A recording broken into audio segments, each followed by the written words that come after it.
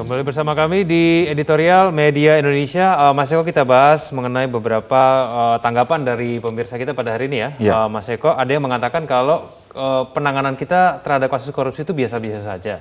Lalu kemudian sudah mendarah daging. Sebetulnya orang kalau melakukan tindakan korupsi itu kenapa sih, Mas Eko? Apakah memang ada tekanan begitu sehingga kemudian terpaksa harus melakukan korupsi?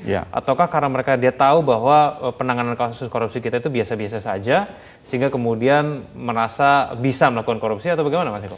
Ya, saya ingin memilah-milah dulu. Kalau di kasusnya di pilkada, ya, misalkan seorang bupati atau wali kota atau gubernur yang ingin maju dalam pemilihan kepala daerah di daerahnya masing-masing, itu memang biaya politiknya mahal kan. Jadi tentu dia melakukan negosiasi dulu dengan cukong dan lain-lain untuk biaya politiknya. Nah, ketika dia jadi tentu akan imbalannya tentu akan memberikan proyek-proyek kepada mereka atau dan lain-lain melakukan korupsi di uang jasanya itu. Mungkin ini yang dilakukan oleh beberapa kepala daerah termasuk yang di Gubernur Sulawesi Selatan.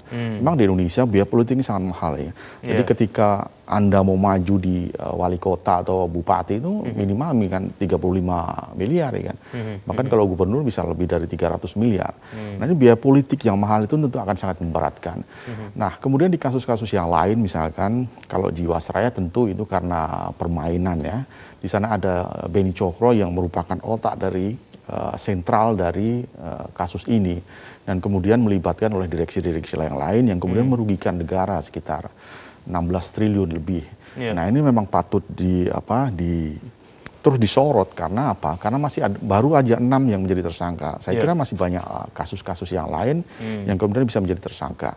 Nah, di kasusnya Bansos ini adalah korupsi yang menurut saya kira semua orang juga setuju ini adalah korupsi yang nggak layak lah sebetulnya ketika di tengah pandemi COVID begini, kemudian pejabat melakukan korupsi. Ini kejahatan yang luar biasa. Tentu kan vonisnya kita tunggu. Apakah juga seumur hidup, apakah 20 tahun. Tentu kita sebagai warga patut mencermati, kemudian mendukung langkah-langkah yang melakukan hukuman berat kepada koruptor-koruptor yang merugikan negara. Kan? Ya, sekarang kalau saya cermati mungkin banyak Mas yang mulai sedikit pesimis kembali begitu ya terhadap KPK ataupun kepada penegak hukum lainnya, mungkin termasuk terhadap sistem peradilan kita, baik itu pengadilan tinggi maupun Mahkamah Agung. Apa Mas yang mungkin bisa dilakukan Mas ya untuk betul-betul membuat publik yakin begitu bahwa penanganan korupsi kita ini akan lebih baik ke depannya kalau kita cermati beberapa kasus yang sedang ditangani oleh KPK baik pengadilan tinggi maupun Mahkamah Agung. Ya, KPK ini kan dibentuk ketika pengadilan ya kepolisian dianggap tidak bisa melakukan kejaksaannya tidak bisa melakukan sebagaimana mestinya dalam penegakan hukum.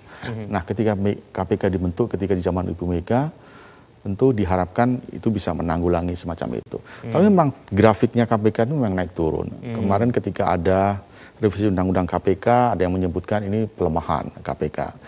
Kemudian KPK juga membuktikan melakukan OTT terhadap beberapa kasus. Nah, sekarang di kasusnya Gubernur Sulawesi Selatan, memang KPK memang harus tetap kita kritisi ya kan. Tapi mereka juga mempunyai panduan-panduan juga untuk melakukan OTT dan lain-lain. Jadi harus kita juga apresiasi kinerja KPK ini. Tentu hal-hal yang lain itu di luar jangkauan KPK. Misalkan yang kasus Jiwasraya. Ketika pengadilan negeri memutus seumur hidup, kemudian pengadilan tinggi Jakarta mengurangi dengan 20 tahun, nah itu yang harus kita kritisi. Bukan KPK-nya, tapi pengadilannya. Nah, kita harus menjaga kemudian di marwahnya pengadilan di Mahkamah Agung, Mahkamah Agung ketika nanti melakukan kasasi. Jaksa Agung harus melakukan kasasi terhadap kasus ini, terhadap kasus Jiwasraya untuk kepentingan publik. Karena kan mengkorting dari seumur hidup menjadi 20 tahun itu kan melukai rakyat. Kemudian di kasusnya Bansos, tentu ini kan akan masih berlanjut ya kan. Saya kira kita patut menunggu dan kita juga harus kawal bersama agar banyak orang yang kemudian yang diduga terlibat itu kemudian menjadi tersangka ya kan. Iya, soalnya banyak orang yang mungkin sedikit ragu Mas Eko ya. karena beberapa keputusan terakhir oleh Mahkamah Agung itu adalah mengurangi hukuman begitu. Ini jangan-jangan orang akan berpikir kalau wah ini di tingkat pengadilan tinggi saja dikurangi, jangan-jangan nanti di MA lebih lagi dikurangi lagi. Nah, itu bagaimana, Mas? Ya, kekhawatiran itu pasti ada. Di mimbar ini juga editorial pernah memberikan judul kalau tidak courting besar-besaran di Mahkamah Agung ya, kalau tidak salah waktu beberapa hari yang lalu. Tentu ini akan menjadi pelajaran juga bagi semua orang, termasuk mereka yang berurusan dengan Mahkamah Agung.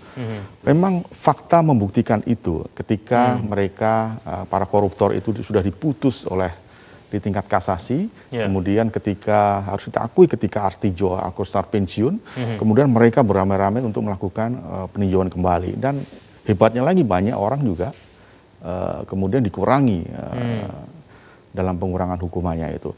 Nah, ini fakta yang kemudian kita bisa lihat bahwa memang ada beberapa hal ya kasus-kasus ini yang kemudian dikurangi hukumannya kan. Baik, jadi solusi kedepannya apa nih Mas Eko? Apakah kemudian kita harus memperbaiki sistem undang-undang kita?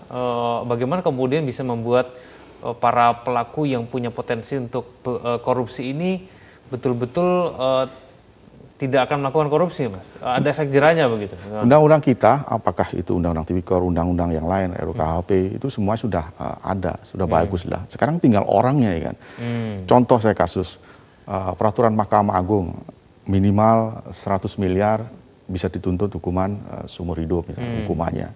Nah itu kan harus diterapkan kalau memang kerugian seperti itu. Tapi kan banyak hakim yang kemudian memutus di luar itu karena pertimbangan-pertimbangan yang lain. Tentu kita tidak bisa memasuki karena itu wilayah independensi hakim.